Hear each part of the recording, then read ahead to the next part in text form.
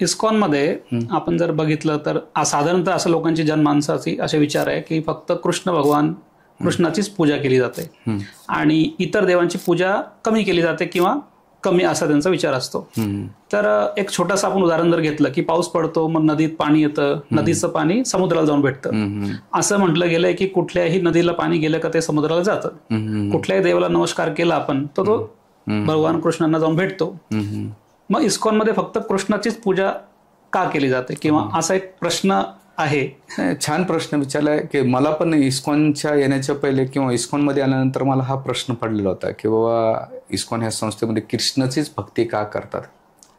जेव्हा वैदिक ग्रंथाचा अभ्यास केला, विशेष करून भगवद्गीता, श्रीमद भागवतम, रामायण, महाभारत आणि अन्य वैदिक ग्रंथाचा अभ्यास केल्यानंतर जाणवलं की पूर्ण पुरुषोत्तम भगवंत आहे.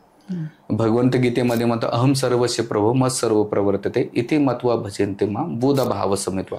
ह्या भौतिक जगातलं सगळं काही माझ्यापासून निर्माण झालेलं आहे. म्हणजे ते भौतिक असो का अध्यात्म. अध्यात्म म्हणजे वैकुंठ लोक आहे त्यांच्यापासून निर्माण झालं आणि भौतिक संसार पण भगवंतापासून निर्माण झालाय. आणि विभूती एक जेव्हा तुम्ही वाचता गीतेमध्ये तर भगवंत तिथे आपली विभूती सांगतात प्रत्येकाने. म्हणजे रुद्रामध्ये शंकरोस्मी आहेत भगवंत म्हणतात, मानवामध्ये राम मी आहे, पांडवामध्ये मी अर्जुन आहे, दैत्यामध्ये प्रल्हादोस्मी आहे, पुन्हा वन्य प्राण्यामध्ये सिंह मी आहे, जलाशयामध्ये सागर मी आहे.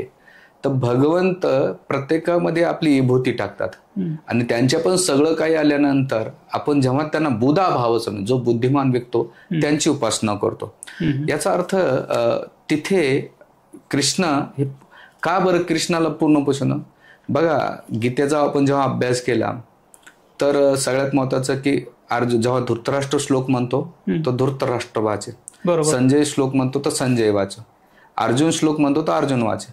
पण कृष्ण श्लोक वाचल्यानंतर कृष्ण जेव्हा श्लोक म्हणतात तिथं कृष्ण वाचे नाही आहेत. काय होत आहे, श्री भगवान वाचे. भगवान वाचे म्हणजे काय, भग म्हणजे ऐश्वर्य आणि वान म्हणजे धारण करण. जे भगवंतामध्ये 6 ऐश्वर्य येतं ते परिपूर्ण आहेत आणि ते परिपूर्ण असलेले भगवंत कोण आहे, ते कृष्ण आहेत. म्हणून वेद व्यासाने तिथे कृष्णाला कृष्ण न उच्चारता भगवान हा शब्द वाचायला. आणि श्रीमद भागवताच्या सुरुवातीला सुखदेव आपले वेद व्यासजी ओम नमो भगवते वासुदेवाय की हा जो ग्रंथ आहे ते मी श्रीकृष्णाला करतो, वासुदेवाचे पुत्र वसुदेव. तर ह्या सगळ्या ग्रंथांमध्ये पूर्ण पुरुषोत्तम भगवंत आहेत. आणि जसं तुम्ही दुसरा प्रश्न विचारला की बाबा पाणी जरी कुठं पडलं तर समुद्राला सगळ्या देवाला नमस्कार आहे. समजा तसं आता कधी कधी नद्यामध्ये जाताना काही एखादा नाला असेल तो डायरेक्ट जाणार नाही, तो त्याचं लिमिटेशन तिथंच अडकून पडेल. काही डबक्यामध्ये पाणी साचले असेल तो थोडी तो त्या डबक्यातून त्या नदीला तो पोहोचेल नाही, प्रत्येकाचं एक लिमिटेशन तो तिथं जातो. मग एवढं फिरून जाण्यापेक्षा तुम्ही डायरेक्ट गेलं तर काय हरकत आहे, समुद्राला जर डायरेक्ट गेलं तर काय हरकत. आता मुंबईला जाण्याचे भरपूर मार्ग आहेत, बरोबर, प्रत्येक मार्ग आहे, पण कोणताही मार्ग धरून चालणार नाही. जो सोपा मार्ग आहे ज्या ठिकाणी तुमचं गंतव्य पोहोचतोय तो मार्ग धरला तर तुम्ही तुमच्या गंतव्य तुमचा वेळ वाचेल. बरोबर. तसंच सगळ्या देवतांना नमस्कार करून सगळं तिथे तुमच्या भौतिक इच्छा पूर्ण करू शकतात. पण डायरेक्ट तुम्ही भगवंताची भक्ती केली तर इकडे तिकडे जाण्याची गरज नाही. हा पण ज्याचा त्याचा व्यक्तिगत संबंध आहे, आधी इथे असं लादलं जात नाही. म्हणून मी प्रत्येकाला एकच सांगेल की बाबा तुम्ही अभ्यास करा, ग्रंथांचा अभ्यास करा आणि तुम्ही तुमचा निष्कर्ष काढा. आम्ही सांगतोय म्हणून इस्कॉन संस्था सांगते किंवा इस्कॉन संस्था कृष्णाला प्रमोट करते असे अजिबात नाही. तुम्ही सुज्ञ आहात. तुम्ही गीता वाचल्यानंतर तुमच्या प्रश्नाचे उत्तर भेटतात, भागवतामध्ये वाचल्यानंतर भेटतात, रामायण महाभारतामध्ये वाचल्यानंतर तुम्हाला कळून जाते. तर प्रत्येक व्यक्तीने ग्रंथांचा आपल्याकडे काय होतं, अभ्यास कोणी करत नाही आणि सोशल मीडिया किंवा बऱ्याच वेळा सांगण्या माऊथ याच्यातून नाही का त्याला विश्वास ठेवतात. तर ते काय होतंय, मनोकाल्पनिक आपलं चालतं, मेंटल स्पेक्युलेशन. त्यापेक्षा तुम्ही एक काम करा, ग्रंथ वाचा आणि त्याच्यातून तुम्ही ठरवा काय आहे ते. आम्ही सांगण्यापेक्षा तुम्हाला काय वाटतंय मला काय वाटतंय हे काही महत्वाचं नाही, ग्रंथांना काय वाटतंय. 4 वेद जसं ज्ञानेश्वर माऊली म्हणतात, 4 वेद जाणं 40 शास्त्र कारण, 18 पुराण हा ऋषी गाते. 4 वेद जाणं 40 शास्त्र कारण, 18 पुराण म्हणजे 18 कोणाशी गातात, हरीशी गातात. संत तुकाराम महाराज आपल्या अभंगामध्ये वेद अनंत बोलला, वेद खूप काय बोल, अर्थ इतका साधला. म्हणजे त्याचा अर्थ काय साधला, विठोबाशी शरण जावे. विठोबा म्हणजे विठ्ठल, कृष्ण आणि विठ्ठलामध्ये फरक नाही.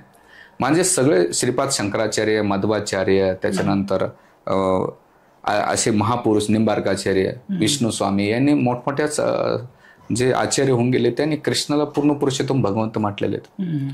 आणि ते जे सांगतायत गुरु साधू शास्त्र जेव्हा सांगतात आपण त्यांच्या शब्दावर विश्वास ठेवून तुकाराम महाराज, ज्ञानेश्वर माऊली, शंकराचार्य, रामानुजाचार्य, माधवाचार्य यांच्या शब्दावर ठेवून ग्रंथाला ठेवून आपण आपल्या जीवनाचा निष्कर्ष करू शकतो.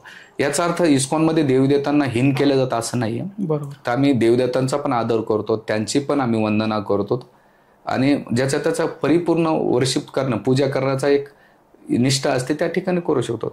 आमच्या मंदिरामध्ये गणपतीची उपासना केली जाते. असं नाही की आम्ही त्यांना निग्लेक्ट करतो, पण लोकांनी अर्धवट नॉलेज ऐकतात आणि मग ते कमेंट करतात.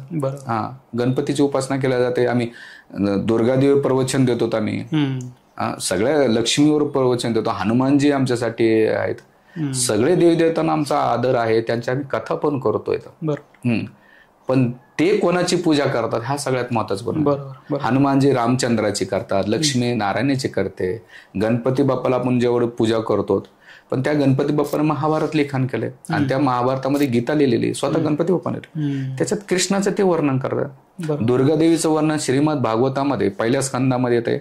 जेव्हा वेदव्यासांना दर्शन दिलं त्याच्यानंतर जेव्हा रुक्मिणी हरण व्हायचं अंबिकेच्या याच्यामध्ये, तर तिथे दुर्गादेवीची उपासना रुक्मिणी मातेने केली. ज्या गोपी आहेत भगवंताला प्रिय कात्यायनी, त्या कात्यायनीची उपासना गोपीने केली. कोणासाठी? कृष्णाला प्राप्त करण्यासाठी.